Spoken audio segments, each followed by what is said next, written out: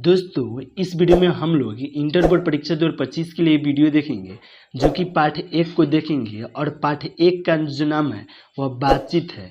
तो बातचीत पाठ से टॉप 42 ऑब्जेक्टिव प्रश्न को देखेंगे, यानी कि इस वीडियो को आप देख लेते हैं तो इंटर बोर्ड परीक्षा 2025 में इस चैप्टर से आपका एक भी ऑब्जेक्टिव प्रश्न नहीं छूटेगा। इसलिए इस वीडियो को आप लास्ट तक देख के सभी प्रश्नों को किसी भी हाल में याद कर लीजिए, क्योंकि इंटर बोर्ड परीक्षा 2025 के लिए एक एक प्रश्न बहुत ही महत्वपूर्ण प्रश्न है। तो चलिए हम लोग सीधे प्रश्न को देखते हैं। देखिए एक नंबर जो प्रश्न है यह प्रश्न कर रहा है बालकृष्ण भट्ट किस काल के रचनाकार है, यानी कि बालकृष्ण भट्ट जी जो है वह किस काल के रचनाकार है। आपसे कोई पूछेंगे तो आप याद रखिएगा आधुनिक काल के रचनाकार है। राइट आंसर क्या हो जाएगा, ऑप्शन डी हो जाएगा, आधुनिक काल के रचनाकार है। चलिए नेक्स्ट प्रश्न को देखते हैं, यानी कि 2 नंबर प्रश्न को देखते हैं। और यह जो 2 नंबर प्रश्न है यह प्रश्न कर रहा है जैसा काम वैसा परिणाम किस लेखक द्वारा रचित प्रश्न है, यानी कि जैसा काम वैसा परिणाम किस लेखक द्वारा रचित प्रश्न है। तो आप याद रखिएगा बालकृष्ण भट्ट जी के द्वारा रचित प्रश्न है, इसलिए राइट आंसर जो होगा वो ऑप्शन डी हो जाएगा, बालकृष्ण भट्ट जी के द्वारा रचित प्रश्न है। आइए 3 नंबर प्रश्न को देखते हैं। और 3 नंबर जो प्रश्न है यह प्रश्न क्या है बालकृष्ण भट्ट के पिता का क्या नाम था, यानी कि बालकृष्ण भट्ट जी जो थे उनके पिताजी का नाम क्या था। तो आप याद रखिएगा बेनी प्रसाद भट्ट था, इसलिए राइट आंसर हो जाएगा ऑप्शन बी, बेनी प्रसाद भट्ट था। देखिए 4 नंबर प्रश्न को देखते हैं। और यह जो प्रश्न है यह प्रश्न कर रहा है दमयंती स्वयंवर किस लेखक की रचना है, यानी कि दमयंती स्वयंवर जो है वह किस लेखक की रचना है। तो आप याद रखिएगा दमयंती स्वयंवर जो है वह बालकृष्ण भट्ट जी का रचना है, इसलिए राइट आंसर जो होगा वो ऑप्शन डी हो जाएगा, बालकृष्ण भट्ट जी का रचना है। देखिए 5 नंबर प्रश्न को देखते हैं। और 5 नंबर जो प्रश्न है यह प्रश्न कर रहा है बालकृष्ण भट्ट की रचना बातचीत क्या है। तो आप याद रखिएगा बालकृष्ण भट्ट जी की जो रचना बातचीत है वह ललित निबंध है, इसलिए राइट आंसर जो होगा वो ऑप्शन डी हो जाएगा। और इसका PDF आप बिल्कुल फ्री में लेना चाहते हैं तो 73 685 पर आप मैसेज कीजिएगा, हम आपके पास बिल्कुल फ्री में इसका PDF भेज देंगे। चलिए नेक्स्ट प्रश्न को देखते हैं, यानी कि 6 नंबर प्रश्न को देखते हैं। और जो 6 नंबर प्रश्न है यह प्रश्न कर रहा है बालकृष्ण भट्ट किस युग के निबंधकार थे, यानी कि बालकृष्ण भट्ट जी जो थे वह किस युग के निबंधकार थे। तो आप याद रखिएगा भारत सिंधु युग के निबंधकार थे, इसलिए राइट आंसर जो होगा वो ऑप्शन बी हो जाएगा। यही पूछा जाएगा कि चंद्रशेखर शर्मा गुलेरी किस युग के निबंधकार थे। तो आप याद रखिएगा द्विवेदी युग के थे, लेकिन बालकृष्ण भट्ट जी के बारे में आप पूछा जा रहा है इसलिए हो जाएगा भारतीय हिंदू युग के। राइट आंसर क्या हो जाएगा, ऑप्शन बी हो जाएगा। चलिए 7 नंबर प्रश्न को देखते हैं। और 7 नंबर जो प्रश्न है यह प्रश्न कर रहा है मनुष्य की बातचीत का उत्तम तरीका क्या है। तो मनुष्य के बातचीत का जो उत्तम तरीका होता है वो अवाक होकर अपने से बातचीत करना होता है, इसलिए राइट आंसर जो होगा वो ऑप्शन डी हो जाएगा। क्या राइट आंसर हो जाएगा, ऑप्शन डी हो जाएगा, अवाक होकर अपने से बातचीत करना होगा। आइए 8 नंबर प्रश्न को देखते हैं। और 8 नंबर जो प्रश्न है यह प्रश्न कर रहा है संवाद में सबसे महत्वपूर्ण क्या है। तो संवाद में सबसे महत्वपूर्ण जो होता है वो आत्मीयता होता है। तो आत्मीयता कहाँ दिया है, ऑप्शन सी में दिया है, इसलिए राइट आंसर जो होगा वो आप राइट आंसर ऑप्शन सी हो जाएगा, आत्मीयता। चलिए नेक्स्ट प्रश्न को, यानी कि 9 नंबर प्रश्न को देखते हैं। यह प्रश्न कर रहा है बालकृष्ण भट्ट का जन्म हुआ था, यानी कि बालकृष्ण भट्ट जी का जन्म कब हुआ था। तो आप याद रखिएगा 23 जून 1844 को हुआ था। 23 जून 1844 को हुआ था किनका जन्म, तो बालकृष्ण भट्ट जी का जन्म हुआ था, इसलिए राइट आंसर जो होगा वो ऑप्शन बी हो जाएगा। चलिए 10 नंबर प्रश्न को देखते हैं। और 10 नंबर जो प्रश्न है यह प्रश्न कर रहा है संयुक्त स्वयंवर रचना है, यानी कि संयुक्त स्वयंवर जो रचना है वह किनका है। तो आप याद रखिए कि श्रीनिवास दास जी का है। यही प्रश्न को बहुत स्टूडेंट गलती करते हैं।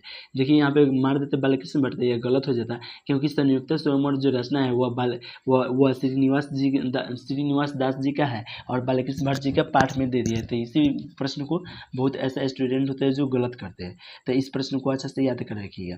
चलिए हम लोग 11 नंबर प्रश्न को देखते हैं। यह प्रश्न कर रहा है बातचीत शीर्षक निबंध के अनुसार रस का समुद्र किनकी बातचीत में उमड़ा चला जाता है। तो 2 हम सहेलियों की बातचीत में उमड़ा चला जाता है। तो 2 हम सहेलियों की बातचीत में उमड़ा चला जाता है, इसलिए राइट आंसर क्या हो जाएगा, ऑप्शन ए हो जाएगा, 2 हम सहेलियों की बातचीत में उमड़ा चला जाता है।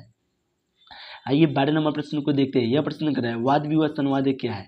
तो वाद विवाद संवाद जो है वो आलोचनात्मक निबंध की पुस्तक है। राइट आंसर क्या हो जाएगा, ऑप्शन ए हो जाएगा, आलोचनात्मक निबंध की पुस्तक।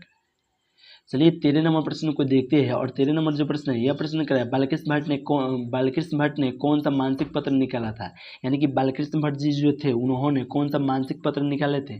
तो हिंदी प्रदीप निकाले थे, इसलिए राइट आंसर क्या हो जाएगा, ऑप्शन सी हो जाएगा, हिंदी प्रदीप निकाले थे। चलिए 14 नंबर प्रश्न को देखते हैं। और 14 नंबर जो प्रश्न है, यह प्रश्न क्या है, बातचीत किस विद्या की रचना है। यानी बातचीत जो है वह किस विद्या की रचना है, तो आप याद रखिएगा निबंध का है। बातचीत किस विद्या की रचना है, तो निबंध का है। इसलिए राइट आंसर क्या हो जाएगा, ऑप्शन डी हो जाएगा, निबंध का है। आइए 15 नंबर प्रश्न को देखते हैं। यह प्रश्न कर रहा है, रविशंकर कुर्सो ने 16 वर्ष के उपरांत किसके मुख से एक बात सुनी थी। यानी कि रविशंकर कुर्सो ने जो थे उन्होंने 16 वर्ष के उपरांत किसके मुख से एक बात सुने थे, तो फ्राइडे के मुख से एक बात सुने थे। इसलिए राइट आंसर क्या हो जाएगा, ऑप्शन ए हो जाएगा, फ्राइडे के मुख से क्या सुने थे, एक बात सुने थे। देखिए 16 नंबर प्रश्न को देखते हैं। यह प्रश्न कर रहा है कि बातचीत शीर्षक निबंध के निबंधकार है। यानी कि बातचीत शीर्षक निबंध के निबंधकार के है, तो आप याद रखिएगा बालकृष्ण भट्ट जी है। इसलिए राइट आंसर क्या हो जाएगा, ऑप्शन डी हो जाएगा, बालकृष्ण भट्ट जी है। देखिए 17 नंबर प्रश्न को देखते हैं। और यह 17 नंबर जो प्रश्न है, यह प्रश्न कर रहा है, बातचीत के माध्यम से बालकृष्ण भट्ट क्या बतलाना चाहते हैं। यानी कि बातचीत के माध्यम से बालकृष्ण भट्ट जी बतलाना क्या चाहते हैं, तो बातचीत की शैली बतलाना चाहते हैं। इसलिए राइट आंसर जो होगा वो ऑप्शन ए हो जाएगा, बातचीत की शैली बतलाना चाहते हैं। देखिए 18 नंबर प्रश्न को देखते हैं। और 18 नंबर जो प्रश्न है, यह प्रश्न कर रहा है, भट्ट जी को किसने अंग्रेजी साहित्य की एडिशन और स्टील की श्रेणी में रखा।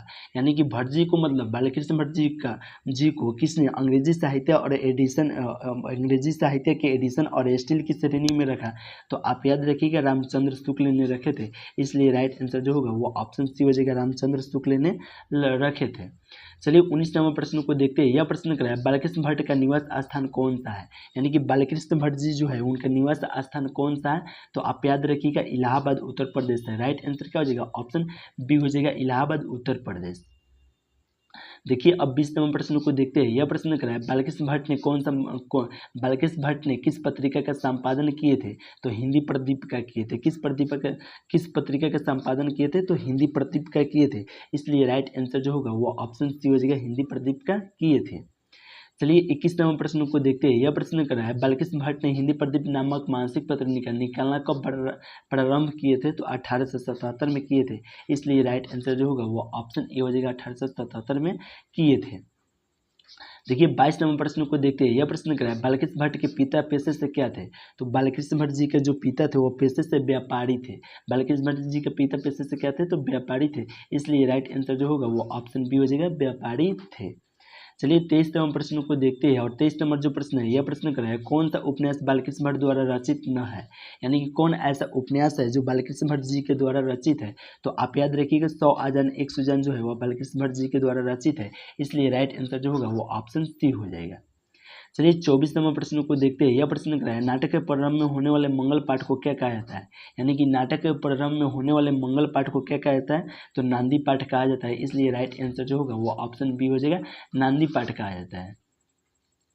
आइए अब 25 नंबर प्रश्न को देखते हैं। यह प्रश्न कर रहा है, रविशंकर कुर्सो को कब तक मनुष्य का मुख देखने को नहीं मिला था। यानी कि रविशंकर कुर्सो ने जो थे उनको कब तक मनुष्य का मुख देखने को नहीं मिला था, तो 16 वर्ष तक मनुष्य का मुख देखने को नहीं मिला था।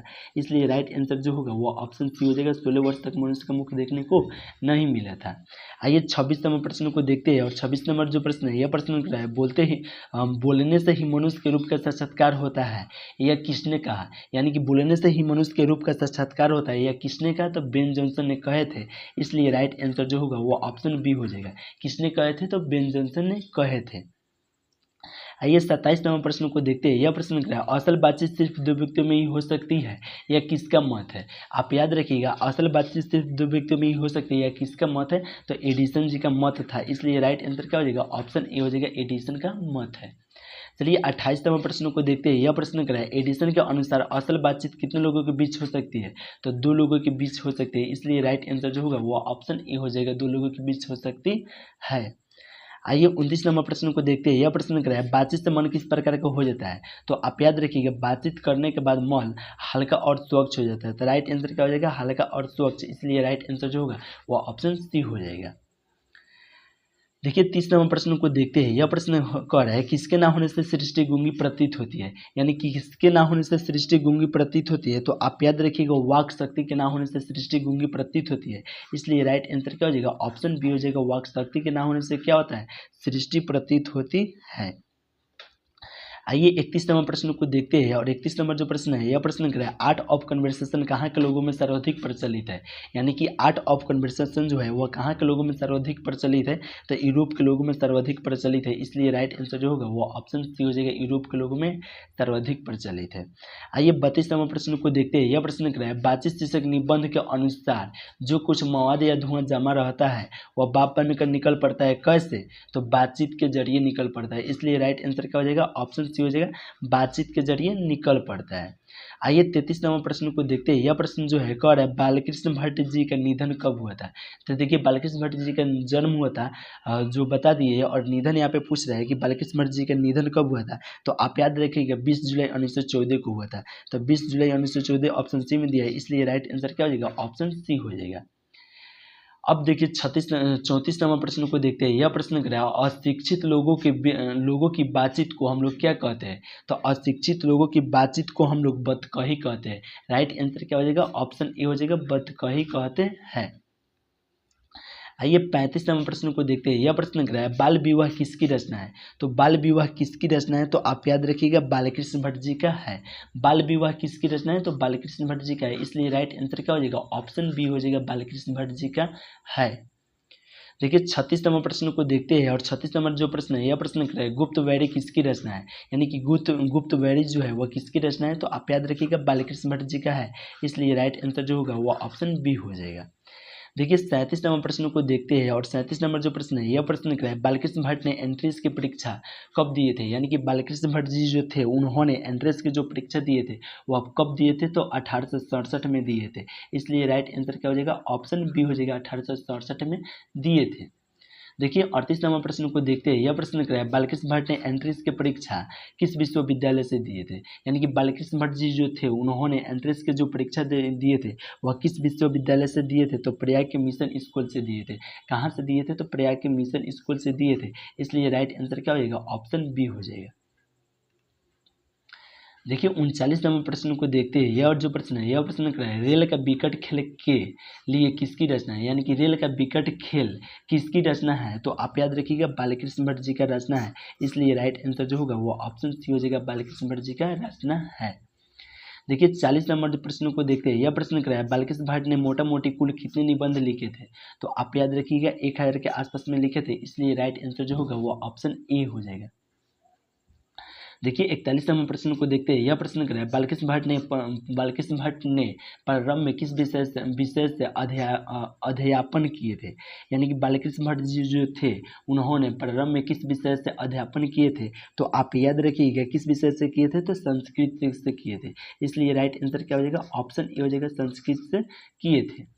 आइए 42 नंबर प्रश्न को देखते हैं। इस वीडियो के लास्ट प्रश्न को देखते हैं, जो कि कर बालकृष्ण भट्ट के माता का नाम क्या था। तो बालकृष्ण भट्ट की माता का नाम जो पार्वती देवी था। इसलिए राइट आंसर जो होगा वो ऑप्शन बी हो जाएगा। दोस्तों आप अभी तक मैसेज नहीं किए होंगे तो 73 685 पर आप मैसेज कीजिए, हम आपको व्हाट्सएप ग्रुप में जोड़ देंगे। और देखिए इसका सब्जेक्टिव भी बन गया है, तो आप मैसेज कीजिएगा, था हो सकता है इसका सब्जेक्टिव हम डाल देंगे आपके ग्रुप में। तो दोस्तों इस वीडियो को यहीं पर समाप्त करते हैं। अभी तक आप चैनल को सब्सक्राइब नहीं किए होंगे तो चैनल को सब्सक्राइब कर लीजिए, और इस नंबर पर आप मैसेज कीजिए, हम आपको व्हाट्सएप ग्रुप में जोड़ देंगे। तो चलिए फिर मिलते हैं नेक्स्ट वीडियो में नेक्स्ट टॉपिक के साथ में।